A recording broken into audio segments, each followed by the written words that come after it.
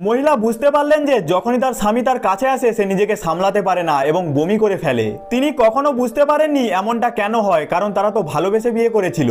কিন্তু গত 3 বছর ধরে যখনই তার স্বামী তাকে ছোঁয় তার বমি পেয়ে যায়। একদিন ঘর পরিষ্কার করার সময় তিনি স্বামীর এক রহস্যময় সত্য জানতে পারলেন। তিনি দেখলেন যিনি সবসময় তাকে ভীষণ ভালোবাসার ভান করতেন সেই স্বামী একবার এক এয়ার হোস্টেসের সঙ্গে সন্তান জন্ম দিয়েছেন। ছবিতে পাওয়া সূত্র ধরে তিনি স্বামীর পিছু নিলেন এবং দেখলেন স্বামী সত্যিই সেই হোস্টেসের সঙ্গেই আছেন, এমনকি তার বন্ধুরাও তাকে সাহায্য করছে।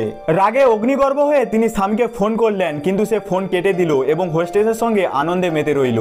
মহিলা শুনলেন স্বামী বলছে যে সে তাকে ছোঁয় না কারণ সে তাকে নোংরা মনে করে। সে জানতোই না যে মহিলা এখনো কুমারী ছিলেন, কারণ বিয়ের দিনই তিনি পুলিশের কাছ থেকে জরুরি একটি কল পেয়েছিলেন। একজন মার্শাল আর্ট চ্যাম্পিয়ন হিসেবে তিনি এক নারী অপহরণ চক্রে অনুপ্রবেশ করে বন্দীদের উদ্ধার করেছিলেন। স্বামীকে সে কখনো বলেননি কেন হঠাৎ অদৃশ্য হয়ে গিয়েছিলেন। যখন স্বামী টিভিতে খবর দেখলো তার প্রথম ধারণা ছিল তিনি আর পবিত্র নন। মহিলা কেবল বলেছিলেন যে তার জরুরি কিছু কাজ ছিল, কিন্তু নিজের মিশনের সত্য কখনো প্রকাশ করেননি।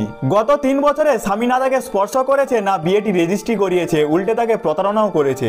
স্বামী জানতো না মহিলা একটি ধনী পরিবার থেকে এসেছিলেন এবং বাবার ইচ্ছার বিরুদ্ধে বিয়ে করেছিলেন। এখন তার বাবা তাকে ক্ষমা করে দিয়েছেন এবং তার ভাই স্বামীর কোম্পানিতে বিনিয়োগ করতে প্রস্তুত।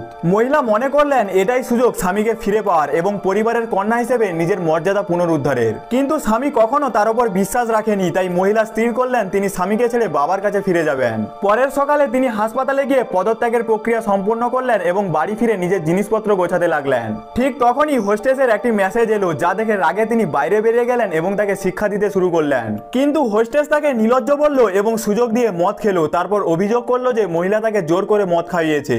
এ কথা শুনেই স্বামী মহিলাকে দোষী সাব্যস্ত করলো এবং পরের সন্ধ্যায় ডিভোর্স ঘোষণা করার সিদ্ধান্ত নিল, যাতে হোস্টেসও তার সন্তানকে স্বীকৃতি দিতে পারে। পরদিন স্বামী জোর করে মহিলাকে গাড়িতে বসিয়ে হোস্টেসের জন্মদিনের পার্টিতে নিয়ে গেল এবং সবার সামনে তাকে ক্ষমা চাইতে বলল।